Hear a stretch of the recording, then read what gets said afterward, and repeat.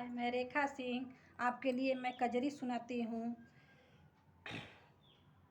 हमके छपा दबालम खदड़ की चुंदरिया हो, उमेरिया बही बारी बालम।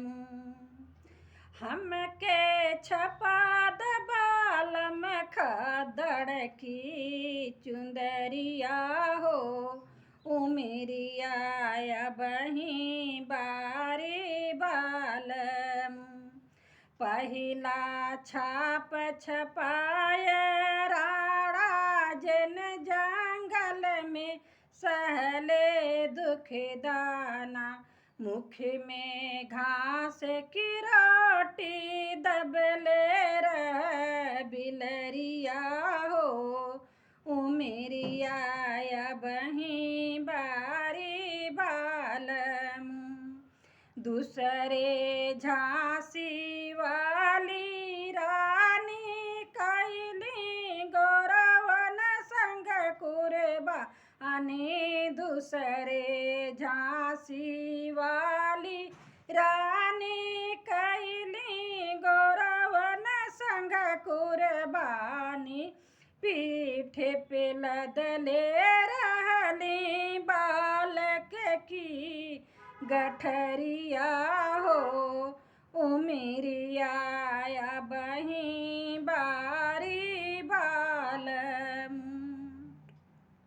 यही पापी के कई दखता जैसे उदो जी फेंकले बा, मैं यही पापी के कई दखता जैसे उधो जी फेंकले बा, मधड़ से जुदा हो गईले डायर की खोपड़िया हो, उमेरिया बही बारी बालम।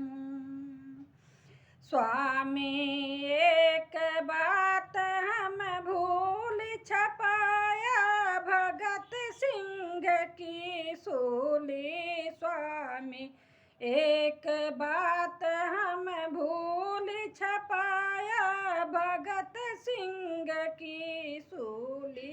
जन के गर्दनवा पर लागल रह फसरिया हो, उमेरिया बही बारी बालम। कहते अमरनाथ मस्ताना जिला गाजीपुर बरदह थाना, कहते अमरनाथ मस्ताना जिला गाजीपुर बरदह थाना। स्वामी ठीक छपाया चौकी की नगरिया हो, उमेरिया बही